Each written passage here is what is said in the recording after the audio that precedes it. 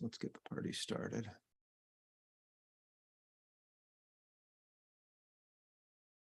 Okay, we're live, so welcome back everyone to another town hall. Go ahead and share my screen so we can get some notes up here. All right, let's see. Doesn't look like we have John with us yet, so we'll leave that one. Next action item was for me to create a new badge for those printing assistive tech, and I finally did get a chance to do that. Just did it this morning, so let's see if it's showing up. There is a delay in publishing those to our site. And yes, it did. So there it is down here, 3D printed e-NABLE assistive technology devices. And just indicated that this is for those who have 3D printed and donated assistive tech devices to support e-NABLE's Assistive Technology Act program affiliates. And I linked to that space on the hub where they can learn more. And I'm asking them to just provide photos of the 3D printed devices along with evidence of their donation to one or more of our affiliates. So just a heads up, Rick, that you might see those badge requests coming in. And that's really all you got to check, just some photos to see that they printed some of those assistive devices and some kind of evidence, maybe an email or, could be a photo of the shipping label, anything like that that shows that they actually, sent these off to one of our state-based affiliates for this program, and then go ahead and award that badge. All right, and then the next one is to revise the new user email from the hub. That's the automated email that goes out when people join the hub, and I have not gotten to that yet. Might need some help, but I still have to put that one off for a bit. Let's see, we don't have any special guest presentations lined up currently. Here's our metrics for the week. I don't think there was anything really that stood out here. Pretty much status quo, so we'll just move on. Okay, posts from the hub. This is always fun, and thanks to Sarah for putting this together. Josh, a new volunteer that we have who is from Canada but has been in Turkey for the last 8 years, and he's really doing his best to try to help out with the devastating situation there as a result of the earthquakes in February. And as I read this, obviously my immediate thought was, wow, we got to make sure to connect him with Zeynep. And I was happy to see that she was the first one that commented there. So they are connected. And I think that's the very best thing that we could do here is just connect those two. And I'm sure they're already working together because he said he was going to reach out by direct message. So I think that's the most important thing. Vakil also had some really interesting comments here just about some general approaches and that I had to kind of skim it over, but it looks like there is some good discussion happening here, which is always a welcome thing. Adam also chimed in with some good observations and noticed that Zeynep is already connected. Does anybody else have anything here? Any thoughts or anything else you'd like to talk about with regards to this situation? Okay, well, I think Josh is in good hands with Zeynep then, so we'll move on. And I hope that they're able to make some forward progress with their local resources. Of course, we have lots of volunteers standing by to help, but it does seem to be a situation that might be best addressed from the feet on the ground. And they'll have to let us know where we can pitch in if they need additional support. Here's a message from Christoph, is asking for a passive hand design, something similar to the gripper thumb terminal. He wants a small hand, passive, the size of which is similar to the smallest hand from the Kwawu project. I asked for some clarification. I'm not quite clear on what he's looking for. Is he looking for a wearable device that doesn't require a socket? Is he looking for something else that is socket connected, but an alternative to the gripper? Is this for an actual person? Is this a demo? I'd like to understand a little bit more so we can maybe offer a recommendation. And so waiting to hear back on that. Anybody else know of any passive hand designs that maybe we could point him to? Okay, on we go. Here's a message from, I don't know how to pronounce this, Thies or Tice. I'm sorry, I'm sure I'm not pronouncing that right. He's in South Africa and looking to get involved. He had a question about how he gets his test device approved. And so I just posted a response this morning explaining there's no need to send that device anywhere, that we do that all remotely. And pointed him to the badging page where he can get the details, and each badge has a list of what we're looking for as evidence, and you just need to fill out the form and submit that evidence, which in this case would involve some photos and a video so that we can see print quality, see how it was assembled, see how it moves, and that sort of thing. And then our team will review that and issue the badge digitally. So no need to ship anything anywhere. Next one is from our e-NABLE France chapter leader, Thierry, and he was asking if we have a number of the total global number of e-NABLE volunteers, which, as John pointed out, is always been sort of the great mystery. We really don't know. We can take some educated guesses based on membership in our old Google Plus community, which to some extent has migrated over here to the hub. But you know, there's how many people have sort of joined the community at any level, who have ever sort of signed up for an account, who have joined our mailing list, and that's a very big number. That's probably beyond 15,000 at this point. I know that through 3D Universe, we've shipped out over 15,000 of our project kits, and of course, not everyone uses those kits, so we know there's a lot of device production going on. So we would guess there are probably multiple tens of thousands of people involved at some level. But then if you look at how many are really actively involved on an ongoing basis, that number is certainly much, much smaller. I do not know what the number is. I don't even know if we have a guess. I think as Rick pointed out here, you know, the chapter audit, which is ongoing, is one way that we might approach a number, because if we can get data back from all our chapters, that would include a rough count of how many members are in each chapter. And we would assume that those are more active than sort of just individuals that just kind of join the hub, which some of which might be out of curiosity. But it's still a guess. And we don't even have that number yet because that's an ongoing audit. So does anybody else have any thoughts on this, or any suggestions or guesses at what number you know, he might use? He says they've been using 15,000 in their communication documents. I suspect it's way higher now. I wouldn't suspect it's way higher, because I think people come and go. So my gut tells me we're still probably somewhere in that ballpark, but I don't know. Does anyone else have any thoughts? My only thought is, oh, sorry, go ahead. Go ahead, Marty. Could I interrupt for a minute? Okay. I wanted to make a small donation yesterday, Okay. and of $100. Well, that's very kind of you. Thank you. To e-NABLE. When I printed out the paperwork, it says $20 went to e-NABLE, and $100 what was a tip to Open Collective. And I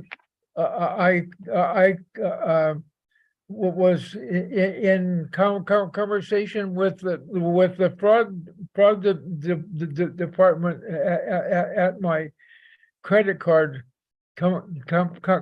company last night. So it's something you need to have. You need to know about. It was immediately switched at that Open Collective website. Well, unfortunately, we don't have the right person here for this. John Schull is the one that runs our e-NABLE fund, but to my knowledge, 100% of donations do go to the e-NABLE fund. I wonder if that's just a faulty message.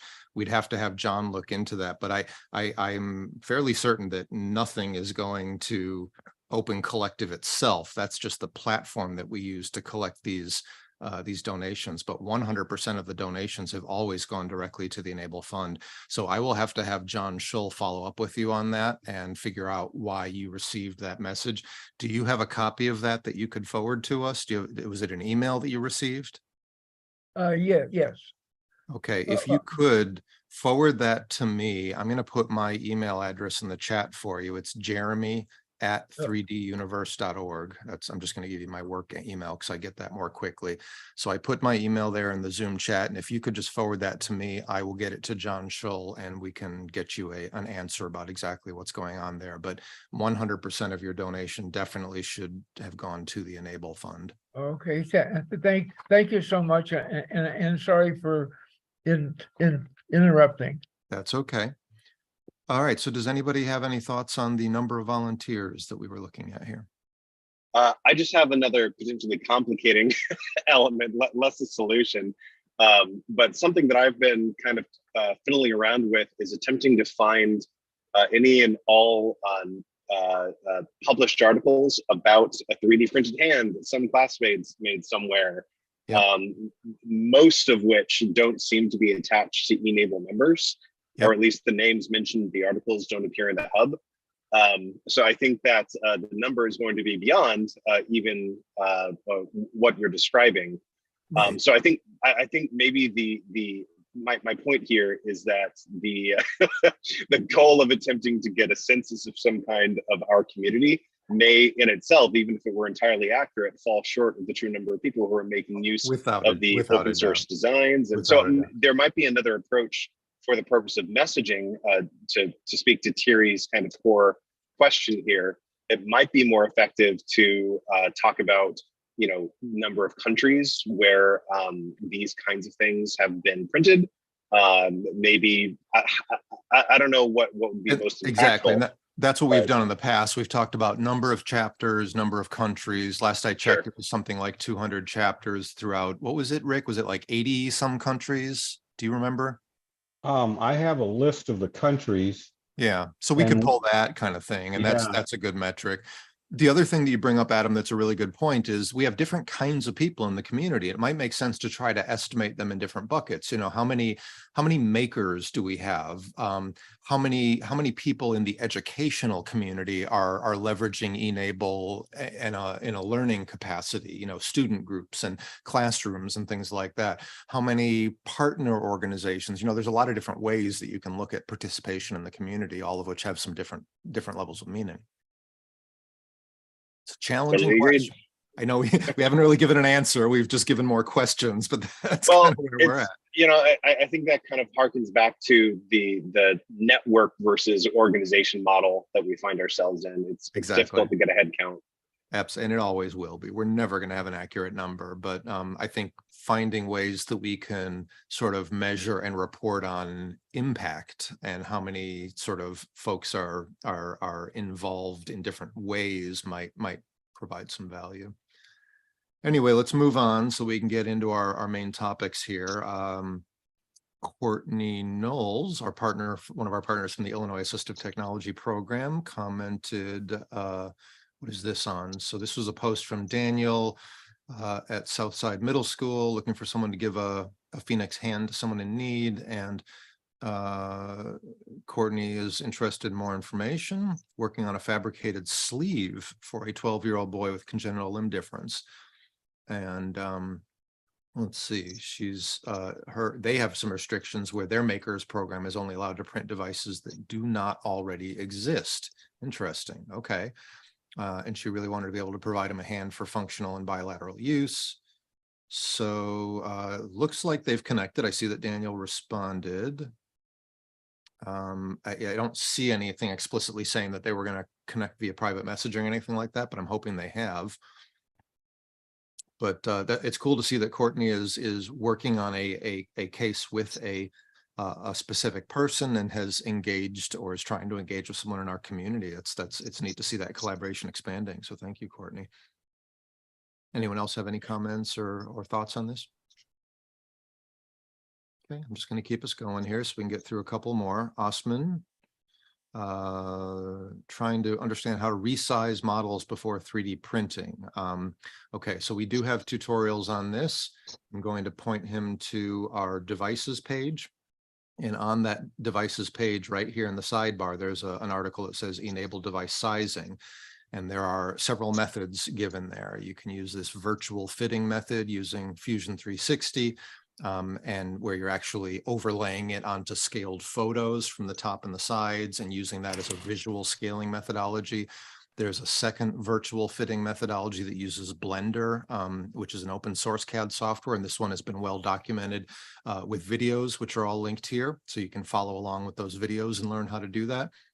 And then there's a basic sizing method, which we kind of, see as a less effective, but an easier method. So as a starting point, you can simply refer to a sort of a matrix like this by taking a couple of basic measurements of the residual limb and using that to determine a flat scaling percentage.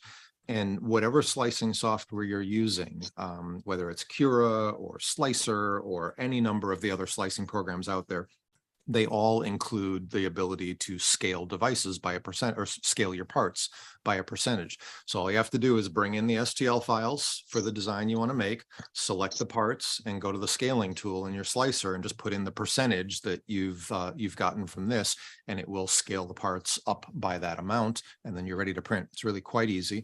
But again, you will get more accurate results if you take the time to learn one of our virtual fitting methods, where you can really kind of see how the limb is fitting within the cavity of the device and see how it corresponds to the size of the rest of the anatomy, et cetera. So it's worth checking out those videos and giving that a try.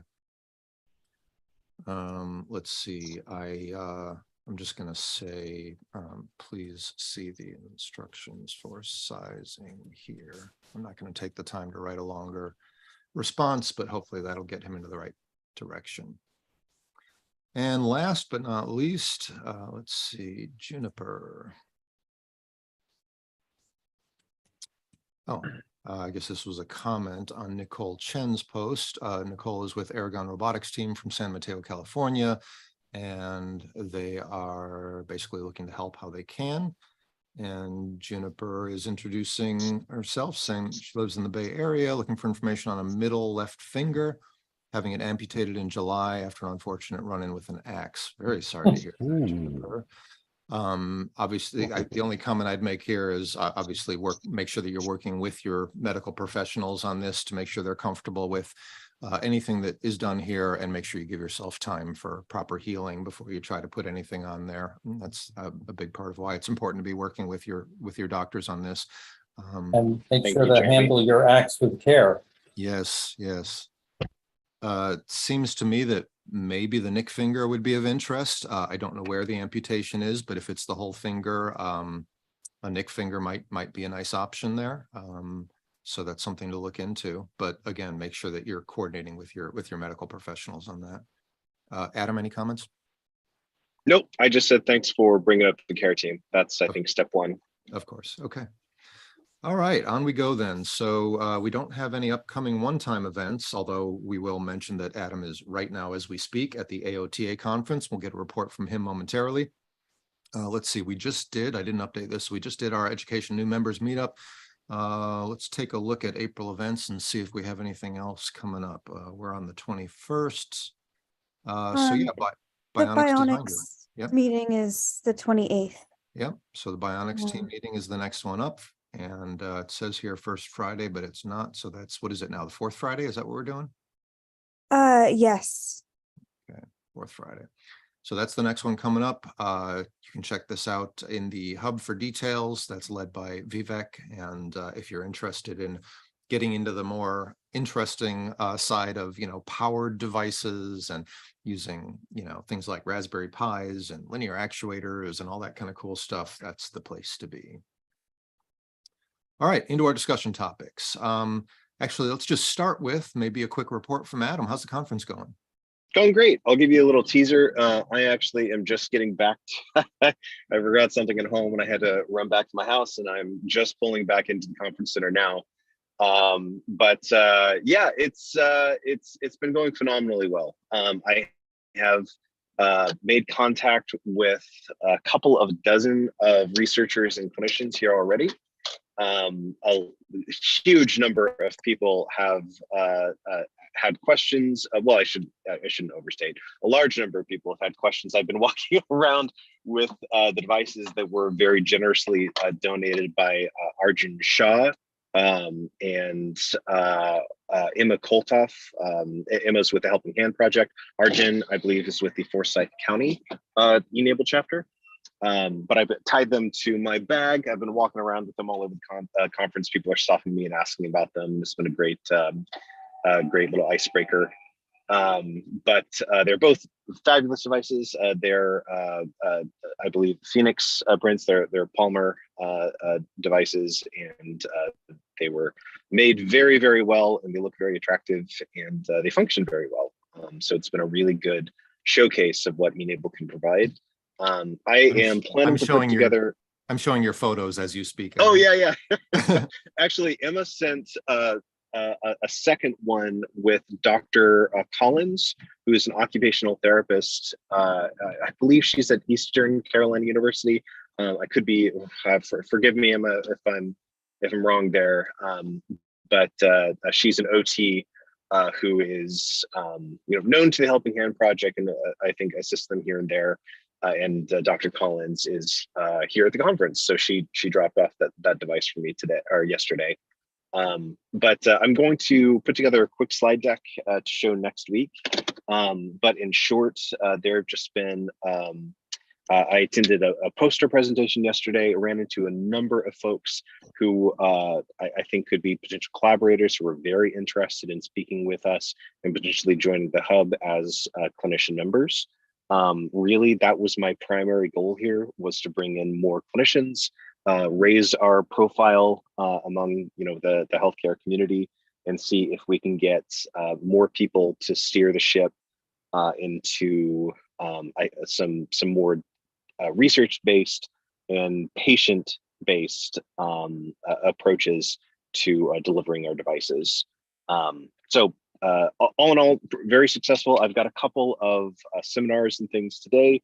I'm going to be walking the floor once again, the exhibition floor. I will say that I'm also getting a lot of insight into the kinds of booths that seem to attract attention, so that if we were to dedicate an annual budget to conference attendance, I think that setting up a couple of printers and then printing off some little toys and things to hand out to passersby would be a pretty great way to attract some attention at events like these. Other events coming up this year are Resna in the summer. In the early part of the year, January, February, is the combined sections meeting for physical therapists. And there are a couple of other events, a couple of makers fairs and prosthetics association events that I think would be good to consider, but we can address all those in due time. Any questions generally about what I'm doing here, or anything else that I can do to kind of focus my efforts? I have no questions, but I think what you're doing is just terrific and right on. We should get you a kinetic hand to tie to your bag also. Yeah. Because I think you and others will be quite impressed by the aesthetics of that device and the fact that it also can be made by our volunteers. I agree. How many more days do you have there?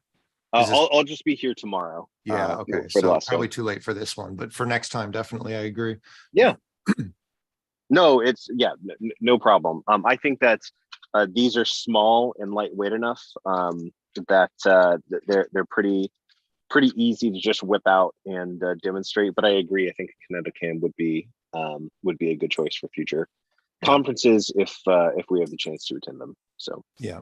And so we should have a smaller one put together. I think that makes it easier for you, but okay, that would be a good one to do. Well, perfect. Yeah, I agree with what John said. It's clear that your time there is very worthwhile. You've already made a lot of great connections. I am all for seeing you go to more events like this, and we'll talk about that at a later time. Okay, I just wanted to say thanks again for allocating funds for business cards, because I've been handing them out like popcorn. There, people, every single person who takes one, they go, "Oh my gosh, this is a beautiful card." So, yeah, thank you again for devoting those funds. Before we move on, just because John has joined, I want to just take a moment to go back to something we discussed before you were here, John. Marty here has joined us, and he pointed out that he made a $100 donation the other day to e-NABLE, but he got a message saying something about $20 went to e-NABLE and the rest went to Open Collective or something. No, that doesn't sound right. Yeah, it didn't sound right to me either. So I asked him to forward that to me, and I was going to share it with you, but maybe. Please do. Yeah. So Marty, did you get my email address when I provided it in chat? Did you see that there? Yes.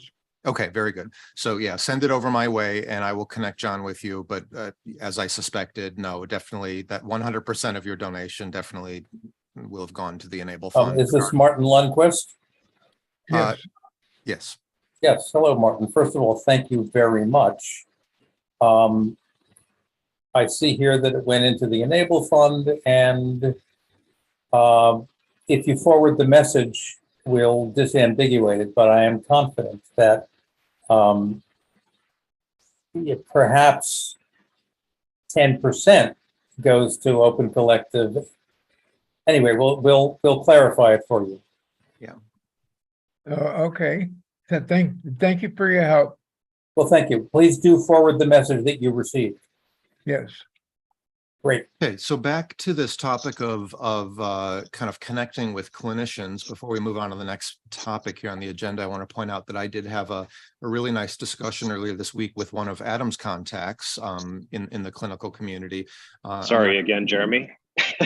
Oh, no, that's okay. No, not a problem at all. We had a really nice discussion. I'm not going to mention names because she's going to be working with us kind of, under the table a little bit, so to speak, just because she's new in her current role. But we had a great discussion about possibly partnering on a research project specifically focused on comparing outcomes where our volunteers are working closely with people in the clinical community versus when they're doing things on their own, which I would love to see. I think that would really open up some valuable insights. We have, as I shared with her, we have chapters like the one in Brazil and other areas where they are very much engaged with the medical community throughout the process. They've built very robust standard practices for including them throughout both the front end of the process of evaluating the need and providing a prescription, and then on the back end of fitting and follow-up. And I think that if we compare the outcomes of those with the alternative where, just some amateur volunteer, makes a device and sends it off and does their best, but I think we're going to see a pretty big difference in the outcomes, and I would love to Highly see valued amateur volunteer. Of course, absolutely. And I think by connecting our volunteers with people in the clinical community like Adam is working to do, it's only going to make their work so much more valuable, and we'll be able to have so much more of an impact. So this is good for all of us. And so I do want to follow up with her and with Adam and hopefully have some more discussion about how we could get something like that going. But it sounds like a great opportunity to start working together on something. And maybe that's a good point to lead us into the next point here on the agenda. Adam, you want to talk to us about your thoughts of Tainara dos Santos Bina as— Oh, sweet. Yeah. I was just about to head into the conference. I'll hang outside in the lobby for a minute. So Tainara is an occupational therapist based in Brazil. I've brought her up a few times. She led a couple of healthcare discussions last fall, and she is just a very talented person who is skilled in design, 3D design and fabrication of devices for individuals with all manner of disability. She designed a couple of gripper tools that are specifically for use by amputees using upper extremity prosthetic devices, because there are some unique challenges that the devices have in terms of moderating grip strength. So because where she lives, having a water bottle is a sort of constant companion to most people in that area, there's an issue of accidentally crushing them with your device. So this little gripper tool she designed prevents that problem from impacting the vessel. She is very interested in taking on more responsibility and helping to guide the ship for our push into more coordinated efforts among clinicians. So I invited her to, sorry, I'm a little distracted here. But in short, I think that she would be an excellent candidate to be, I think, more officially in a position with e-NABLE as our clinical coordinator or lead clinical liaison, whatever terminology we wanted to use, so that she could, present herself as a representative for e-NABLE and help to coordinate some efforts globally. My intention here is to, assuming we're... Hold on, we're losing you, Adam. Your intention here is to assume what? Adam, you there? But can you all hear me? Now we Now. Yep, can you hear me? Yep. No. Yep, I'm walking back outside. Yeah, so my intention is to establish some protocols and guidelines so that our engineers, whom obviously I love very much and I'm very grateful for all of the work that this community has done, but so the devices that are created here and distributed to folks are distributed in a way that's safe and effective. I'd like to maximize the functional outcomes, not just the device outcomes, for the people who will hopefully be using our devices for the years to come. So I think that bringing OTs and prosthetists and others into this community to produce some guidelines, produce recommendations in terms of reaching out to clinical care teams whenever a recipient is matched through our platform. I think that's the way to ensure that people are not only using the devices, but will continue to use them after initial receipt. So that's where Tainara comes in. And that's where I think she would be most helpful to us in terms of leading that charge, helping to coordinate monthly meetings for clinicians, and producing documentation and guidelines for our community members to make use of whenever a new recipient is identified. So you started to say, Adam, that you invited her to, were you going to say to one of these town halls? I did, and then I realized that I forgot to invite her this week with the conference coming up. But I intended to have her come to speak a little bit about her work in Brazil and what she might be doing with us. She's very excited about the prospect of being engaged in that capacity. But yeah, I think that she would be an excellent candidate. Excellent. That sounds wonderful. That's great, Adam. Yeah. Anyone else have any questions for Adam on that, or any comments? Look forward to meeting her. But we do have a couple of recordings from last fall's healthcare roundtable discussions. If you wanted to just get a sense for, she's on video speaking about a couple of different subjects each time. But yeah, I will. I'll remember this time to shoot her an invite to the next town hall. Okay. Okay. I was just going to look to see where we could find those. I guess it's just a matter of going to the healthcare roundtable space and browsing. Yeah, they should be posted there. Okay. Yeah, I'm not seeing specific links to recordings, but people hopefully people can find their way to that. I won't spend time on it right now, but they're probably on the YouTube channel. I guess maybe there's a playlist for it. Okay, I think I already covered this next one. Yeah, so I didn't remember that I had put this on the agenda, but this is the research study that I had just talked about, comparing outcomes from cases where medical professionals were involved and cases where they were not. And that's something that I look forward to following up with Adam on with one or more of his clinical colleagues, and we will hopefully be able to get something going on that. It sounds like it would be highly valuable, and that's a perfect thing for Tainara to maybe take the lead on, it sounds like. So we'll explore that together. Adam, I know you want to get into the conference. Do you have any updates that you'd like to go through under the outreach category, or we can always come back to that next week if you prefer? That's probably going to be a next week thing, and I'm guessing my connection is pretty shaky now. So I might just drop the call. But send me a line if you have any questions or need follow up. Sounds good. Hey, Adam, good luck and Godspeed. Yeah. Thank you. Enjoy. All right. Have a good weekend, all. Bye. Okay, so this next topic has to do with a recent discussion that we had about how do we make best use of the e-NABLE fund? What kinds of things should we be supporting that would have the broadest impact, that address needs that the community has, that maybe are things that we're not going to get from our volunteers. And we took as an action item for ourselves to have a separate sort of a brainstorming session and talk about maybe some potential paid roles and or paid projects that we might want to explore. Not saying that these are all things that we want or intend to do, just really starting with a laundry list. And so we had that meeting. It was John and Adam and myself, and just want to kind of share some of the notes from that meeting here. This came out of some comments that Adam had in our discussion in last town hall about the idea that there's a lot of potential to greatly expand what we're able to do, increasing our footprint and impact by bringing some people into certain paid positions. And that led into this whole discussion.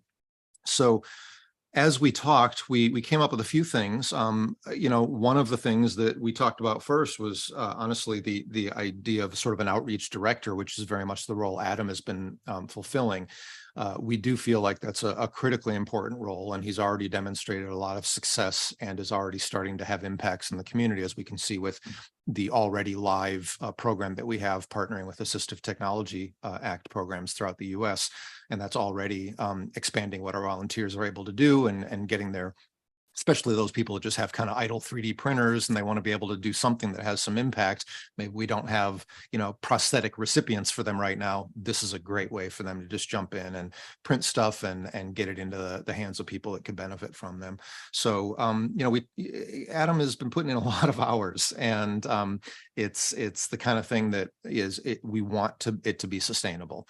And we actually tossed around some interesting ideas about how we might be able to partner with, he's actually working on, starting up a new consulting firm with a partner of his, which would probably be in the form of a benefit corp. And we thought about, maybe there's a way of, instead of this being a paid role through an individual, maybe it's sort of like an engagement that we could have where e-NABLE partners with this firm. And through that, we're able to leverage not only Adam, but also his partner, who sounds to be equally skillful in different areas. So that was one of the things that we talked about. We have not gotten into any specifics about numbers or anything like that. It is worth noting that Adam has been putting in 15 to 20 hours a week on e-NABLE, which is, as you all understand, quite a large amount of work, and it's greatly appreciated. But I would say that's probably not sustainable on a volunteer basis, as John and I have both experienced. So it's something worthy of further discussion. And that was one of the things that we identified as worth exploring. We also talked about a fundraising coordinator. Right now, we're in a pretty healthy shape with the e-NABLE fund, sitting around $36,000. But if we decide to move forward on some of these initiatives and or paid roles, that's not going to go all too far. And we are going to have to be able to replenish that fund as we make progress on these things.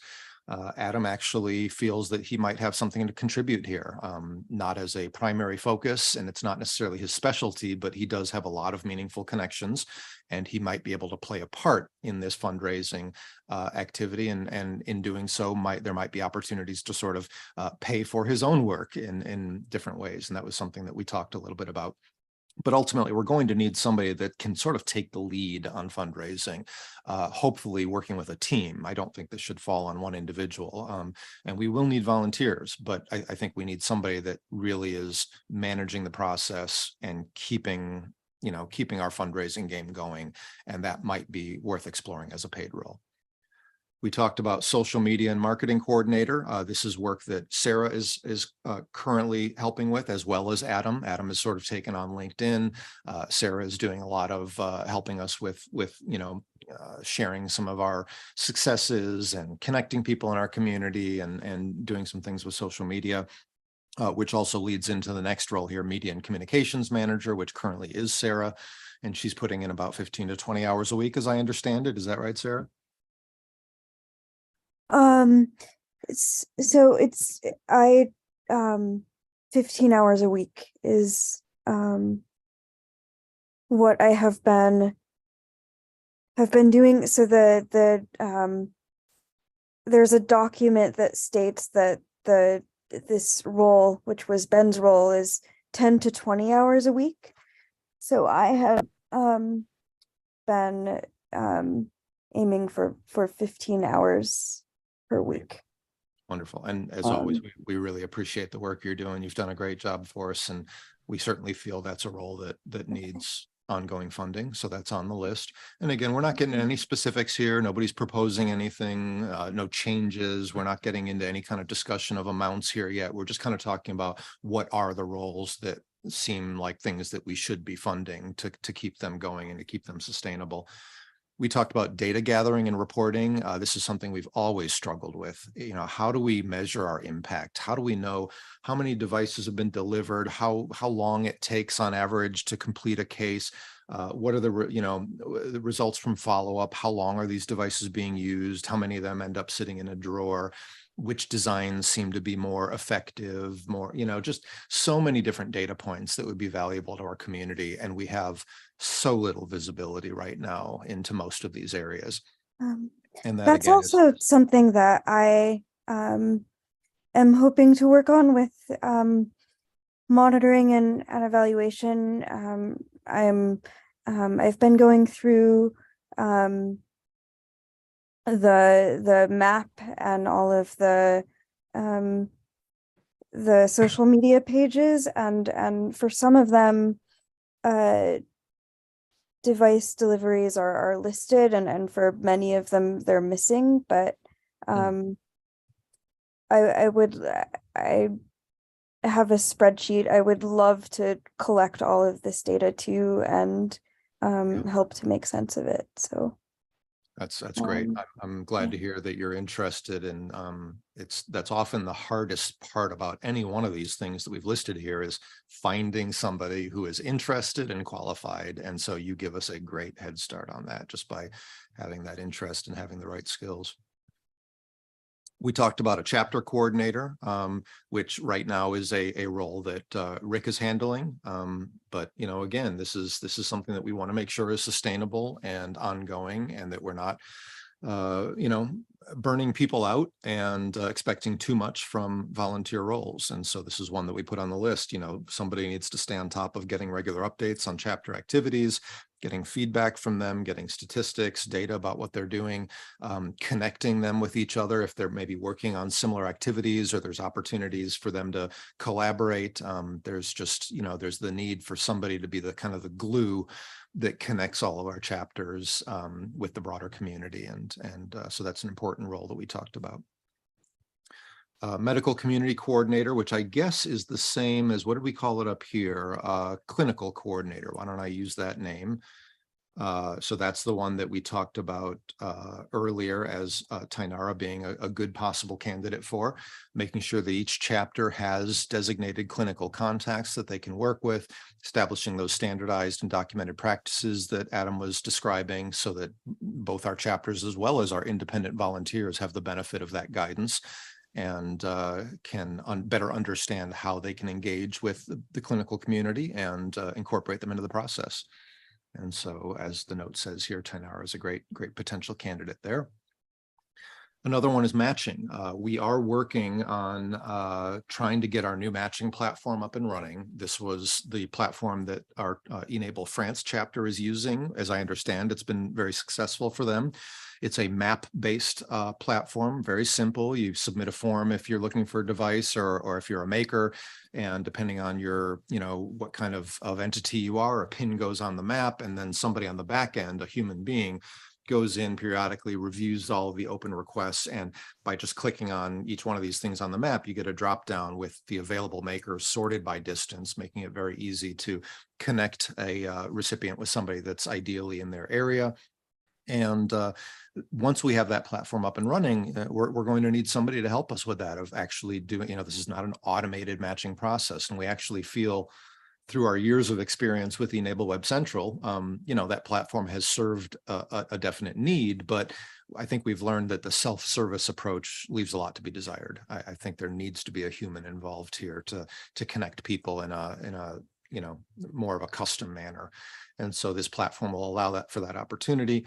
I do have one candidate volunteer lined up to speak with about potentially helping us to get this platform up and running. We have had to reschedule several times due to things that come up, as tends to happen in life. So I have not yet had that meeting.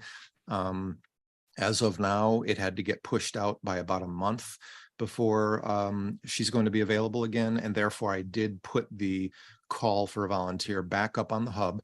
I still very much hope I'll be able to connect with Morgan, and she might be able to help with this. But meanwhile, I am kind of putting the call back out there because there's a little bit of time sensitivity on this. I really would like to see this up and running as soon as possible. So if there's anyone out there that would like to help us get this new WordPress-based site up and running, it involves some, it's built off of PHP, but I don't think we're really talking about any kind of significant custom coding. The code's already been done. It's really just a matter of customizing the intake form to gather the info we want, reactivating with some Google Maps API keys, getting a plugin activated or two. And then the main task is going to be updating the actual content throughout the site to make it a little bit more general, e-NABLE oriented and less specific to e-NABLE France. And then once we've got the site updated the way we want to act as kind of a main e-NABLE landing page, which would link off to the hub and link off to e-NABLing the future and our other resources, then it would be a matter of doing translations into other languages. And we have a plugin for that. I think we could use some of the currently available AI tools to facilitate that translation. So it's really a lot of copying and pasting, and then having people that speak those languages natively maybe do some minor corrections. But I think we could do a lot of the initial work ourselves. So I am looking for a volunteer to help with that project. It's not an insignificant amount of work, but it would be a hugely impactful project for the community. You could help a lot of people with this. So reach out if you're interested. So those are some of the roles that we identified. We also identified some projects that might be things more with a discrete start and end. So an example would be the one I just talked about, setting up that matching platform and updating the website content. So I just described that, adding the translations for those different languages, and then starting to really revise our web presence to bring all these things together, bringing together Enabling the Future and the hub, probably not e-NABLE Web Central. If we're able to get the new matching platform up and running, that would go away. But those are projects, not insignificant projects, and it might be one project. Ideally it would be, but it doesn't have to be. But those projects have to happen before this matching role can be put in place. So lots of opportunities to help here. I think there are many more. We kind of ran out of time here. When Adam and I have time to regroup on our Trello initiative, we'll find that we already have quite a few additional projects in here that we might feel the need to add into that list. We're hoping, of course, that the bulk of these would be volunteer tasks, volunteer projects, but we might feel that some of these warrant a discussion about being paid initiatives. And so we might find ourselves expanding this list. So this was just an initial pass, an initial discussion to kind of think about what are some of the potential things we might want to think about supporting with our funding. And there's a lot more discussion to have, but let me open it up to comments and questions. John. I just want to say that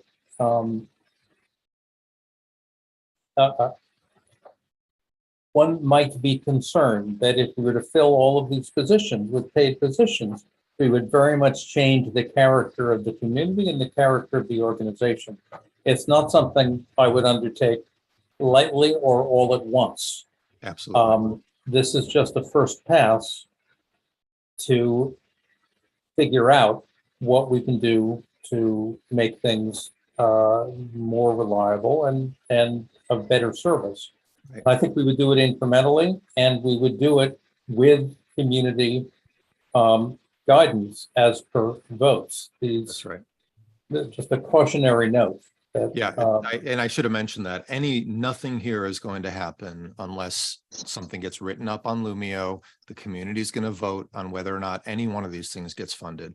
And like John said, we have no intention of trying to do all of this at once. This is sort of a laundry list that we could then use to say which one or two or three of these do we think we should be starting with.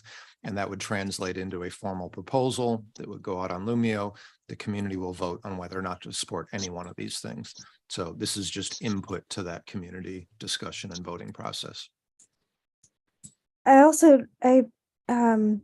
think that, some of these really overlap. Yeah. Like communications, data gathering and reporting. So depending on the people that you find, um, you know, one person could fill, a couple of different roles. So these are a lot of different positions. Any Agreed. other thoughts or comments?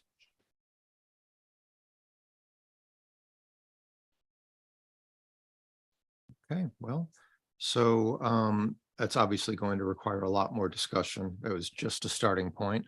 I think it was a good starting point. It was helpful, just as always, these discussions are. It's just helpful to brainstorm and to at least get started thinking about where we might want to focus further efforts. And so that's going to require further sessions and further discussions. And then as we kind of focus in on, a subset of this, we'll bring it up in these meetings for further discussion.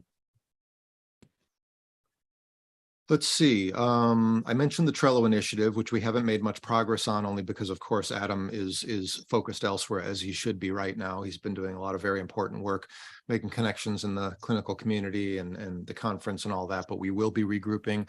We've already made good progress in setting up. As I just popped it up here, we've been having talks about probably wanting to start to think about splitting this out into more than one board. Right now, you're looking at a single board for all these projects. We started to toy with the idea of having different boards to cover different areas. So one for outreach, one for, maybe web-based stuff, another for, R&D type stuff. We haven't figured out what those would be, but just from a point of view of just as simple as embedding, if when you embed one of these in the hub, we don't want you have to, keep scrolling through these long lists within a frame. It gets to be a little bit non-user friendly. And so we like the idea of breaking these out into smaller pieces where they can be embedded separately within the hub. So we will definitely be proceeding and working forward on this and getting this rolled out to the community as soon as we can. We're just not there yet. But I think it will be a very helpful tool to get all eyes on sort of a set of ways of that people can help out in meaningful ways.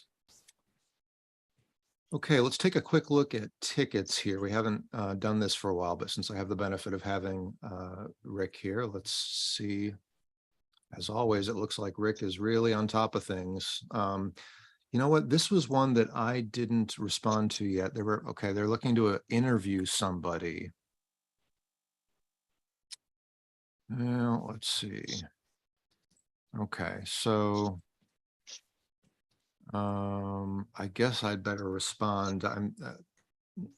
Well, I was going to ask John if you had any interest, but I'm going to assume you're kind of focused elsewhere, right? No, I'm sorry. What's the question? Just an they're looking to interview somebody about e-NABLE. I could probably find time. I think you always you do a better job than I do, honestly, just talking about the community. So if you're open and available, it would be great to have you involved. I can't see who that's from. It says Audrey Johnson. Does she say where she's with? Let's see. This is just, she was chatting with our bot. So interested in 3D printers and how they change the world and make it better. No, so no more details at this point. I don't know who she's with. Sure. Yeah. Sure. You can forward that to me. Oh, okay, great. Appreciate that. Let me just do that now so that I don't forget. Although Jeremy, I got to say, you know much more about 3D printing, and you're very articulate, et cetera, et cetera, et cetera. She seems to be interested in 3D printing. Why not you? Why not me? Okay, John. I mean, if it's just a matter of time, I'm happy to do it. If it's a matter of who's the best fit, I think you are. Okay. I'll take the first response here. I can send her my Calendly link and we'll do it that way. That makes it easier for me. I will try to remember to come back and do that after this meeting. Whoops, let me go back to tickets here. I think the other one is just one that just came in, it looks like. Let's see. Yeah, this is just a chat attempt. Engineering student from India, currently working on a similar project, wanted to understand the exact working of the string mechanism. Any material or source you can provide. Okay, well, I guess, Rick, you could handle that one. You want to just kind of point him to maybe one of our assembly videos that I think would make it very clear how those strings work? I will. I just didn't see that one. Oh, it just came in. Yeah. Yeah. So I'll let you handle that one. I Okay, usually close them afterwards if I see yeah, them. which I see, left that mean, one open because I tagged you with it. So I left it open so you make sure you saw it. Thank you. Thank you. I'll go respond to that one after this, but thank you as always for staying on top of all those tickets, especially with you know, stuff that you have going on. I know you've been busy. I think that's about as far as I want to go here on topics. We have just a few minutes left. Let me just ask if anyone else here has anything you'd like to share, any questions you'd like to ask, anything at all.